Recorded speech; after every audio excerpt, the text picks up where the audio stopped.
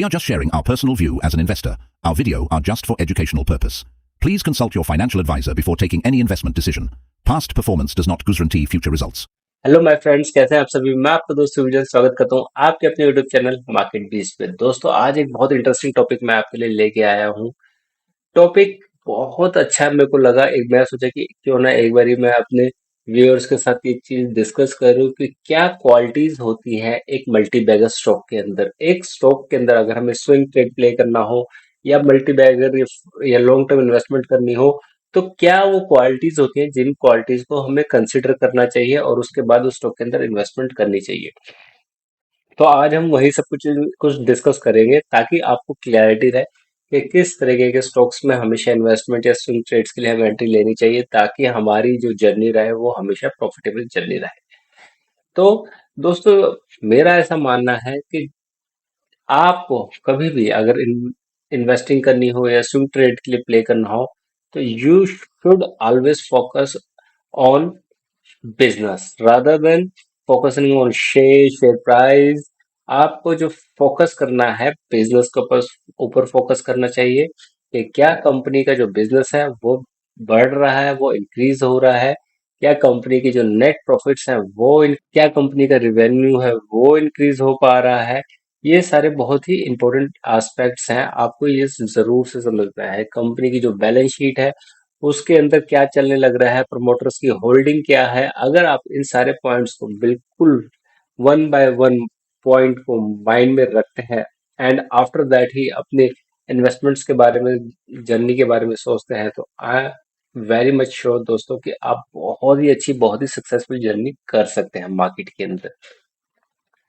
सबसे पहले आपको देखना चाहिए वैल्यूएशन, कि आप जो कंपनी के अंदर इन्वेस्ट करने जा रहे हैं तो उसका वैल्यूएशन क्या है। क्या वो उसकी बुक वैल्यू से सस्ते रेट पे आपको अगर वो कंपनी मिल रही है and that company is profit making company, तो वो बहुत ही अच्छी चीज है दोस्तों आपके लिए। जी हाँ, अगर आप वैल्यूएशन सस्ते हैं एंड बुक वैल्यू से सस्ती कंपनी है and company is profit making company and consistency है कंपनी के अंदर, तो दोस्तों यकीन मानिए वो बहुत अच्छी कंपनियां होती हैं।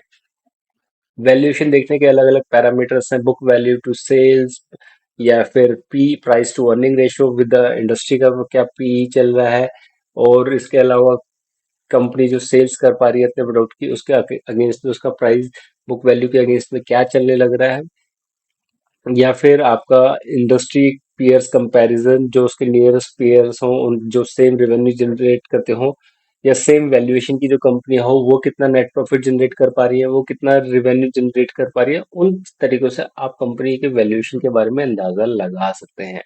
लेकिन आपको एक चीज का जरूर से ध्यान रखना चाहिए, आप अगर किसी पर्टिकुलरली सेक्टर में जैसे किसी कंपनी को सेलेक्ट करते हैं तो आप ये जरूर से चेक कर लीजिए कहीं आप उस टाइम पे वो सेक्टर जो है वो खुद ही ओवर वैल्यूड तो नहीं है, वो टोटली अपने टॉप पे तो नहीं चल रहा है और वो सेक्टर रेडी तो नहीं है गिरने के लिए। तो आपको इस चीज का जरूर से ध्यान रख लेना चाहिए दोस्तों, उसके बाद ही आप स्टॉक के अंदर, स्टॉक स्पेसिफिक के अंदर एंट्री ले सकते हैं।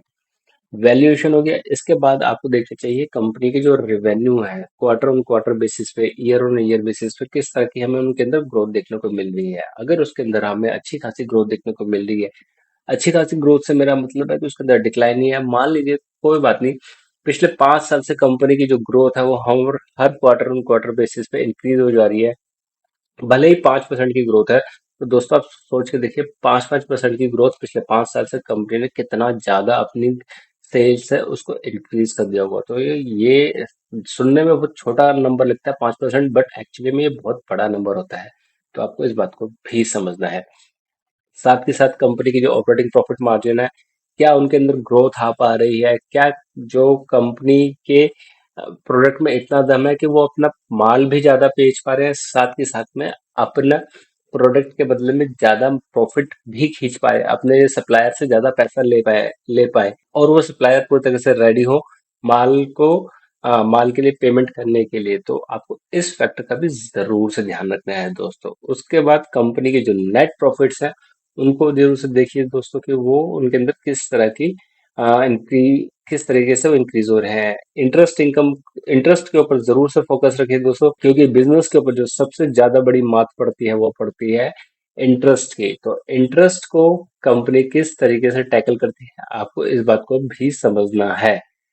फिर अब हम नेक्स्ट पॉइंट चलते हैं पीएनएल अकाउंट में। पीएनएल अकाउंट में अगर डेप्रिसिएशन कंपनी अपनी एसेट्स के ऊपर लगा रही है तो ठीक है, that's a normal thing. But अगर इंटरेस्ट इनकम होती है तो उसके ऊपर जरूर से फोकस रखिए। यहाँ पे भी काफी सारे पैरामीटर सेम रहते हैं, जैसे कि क्वार्टरली रेवेन्यू कितना कंपनी, ईयरली रेवेन्यू कंपनी कितना इंक्रीज कर पा रही है। ये हमेशा अगर इंक्रीजिंग स्टेज में हो तो ये बहुत अच्छी बात है। ऑपरेटिंग प्रॉफिट मार्जिन के ऊपर प्रेशर तो ना ही हो तो ये भी also a very positive sign. साथ के साथ कंपनी के जो नेट प्रॉफिट्स हो वो क्वार्टर ऑन क्वार्टर पे इंक्रीज होते होते जा रहे हो, तो ये भी बहुत ही अच्छा एक पॉइंट होता है। बैलेंस शीट के अंदर अगर हम देखते हैं तो मेरा मानना है कि जो इक्विटी कैपिटल है उसके साथ छेड़ाखानी कम से कम हो या ना ही हो तो ही बहुत अच्छा रहता है दोस्तों। इक्विटी शेयर कैपिटल के साथ जो कंपनियां थोड़ी ज्यादा छेड़ाखानी करती है, मैं उन कंपनियों के साथ थोड़ा ट्रस्ट कम ही कर पाता हूँ। तो आप एक बार जरूर से ध्यान रखिए कि इक्विटी कैपिटल के साथ कोई छेड़ाखानी ना हो, बाकी रिजर्व्स आपके हमेशा इंक्रीजिंग स्टेज में हो एंड बोरोइंग दोस्तों हमेशा रिड्यूसिंग स्टेज में हो। अगर इस तरह की कोई कंपनी आपको दिखती है तो यकीन मानिए ये बहुत ही इंपॉर्टेंट फैक्टर होता है और यहाँ से आपकी अच्छी खासी ग्रोथ जर्नी भी आप होते हुए देख सकते हैं। तो इन फैक्टर्स का आपको जरूर से ध्यान रखना है। ये ओवरऑल हमने PNL account and balance sheet में क्या क्या चीज पॉइंट्स हमें देखने चाहिए। इसके अलावा टेक्निकल पॉइंट, टेक्निकल फंडों में भी काफी कुछ चीजें हमें देखने पड़ती हैं। जैसे कि क्या कंपनी का जो टेक्निकल चार्ट है वो क्या कहता है, डेली बेसिस पे, वीकली बेसिस पे, मंथली बेसिस। अभी हमने एक सीरीज स्टार्ट कर रखी है लर्निंग के ऊपर, तो वहाँ पे हम आपको आने वाले समय में बताएंगे भी कि किस डिफरेंट डिफरेंट चार्ट्स होते हैं। तो वो सारी चीजें हम आपके साथ डिस्कस भी करेंगे। तो और इसके अलावा अगर मैं आपसे कहूँ कि आप को कंपनी के जो बैलेंस है, कंपनी की जो प्रेडिक्ट कॉल्स होती है, उनके एनुअल मीटिंग्स होती हैं, मैनेजमेंट की क्या कमेंट्री आ रही है, उन सब को ऊपर भी जरूर से ध्यान देना चाहिए कि कंपनी क्या कह रही है, कि उनका आउटलुक क्या है, आने वाले समय में वो बिजनेस को कितना इंक्रीज करने वाले हैं। क्या लगता है कि वो कितनी ज्यादा रफ्तार वो पकड़ सकते हैं क्या, और पास्ट की कमेंट्री जरूर से पढ़े ताकि आपको मैनेजमेंट की क्रेडिबिलिटी के बारे में भी अंदाजा लग सके। तो अगर आप ये सारी चीजें करते हैं दोस्तों तो यकीन मानिए आप बेहतरीन से बेहतरीन मल्टीबैगर स्टॉक्स भी ढूंढ सकते हैं मार्केट में।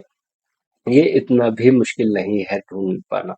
बाकी अगर आप हमारे साथ हमसे सर्विस लेना चाहते हैं जहाँ पे हम मल्टीबैगर स्टॉक्स और साथ के साथ स्विंग ट्रेड्स भी प्रोवाइड करवाते हैं, तो आप हमें कांटेक्ट कर सकते हैं हमारे मोबाइल नंबर पे। नंबर अभी हमारे स्क्रीन पे आ रहा होगा। काफी अच्छी हमारी परफॉर्मेंस है। साथ के साथ हाँ, आप हमसे जुड़ सकते हैं हमारे फ्री टेलीग्राम चैनल पे भी, तो वहाँ पे भी हम अपने वीडियोस एंड साथ साथ कुछ कुछ लर्निंग कंटेंट डिस्कस करते ही रहते हैं। तो आप हमसे हम वहाँ पे भी जरूर से कनेक्ट कीजिए। तो आपसे यही एक गुजारिश है, साथ ही साथ मेरी एक छोटी सी गुजारिश और है कि आप हमारे वीडियोस को देख तो रहे हैं बट उसे शेयर नहीं कर रहे हैं अपने फैमिली फ्रेंड्स के साथ। तो प्लीज आप हमारे चैनल को सब्सक्राइब भी कीजिए, साथ के साथ अपने फ्रेंड्स एंड फैमिली के साथ हमारे वीडियोस को शेयर कीजिए। आपका प्यार हमें मिलेगा, हमें बहुत अच्छी ग्रोथ मिलेगी और भी ज्यादा बेहतरीन कंटेंट हम हमेशा आपके लिए लाते रहेंगे।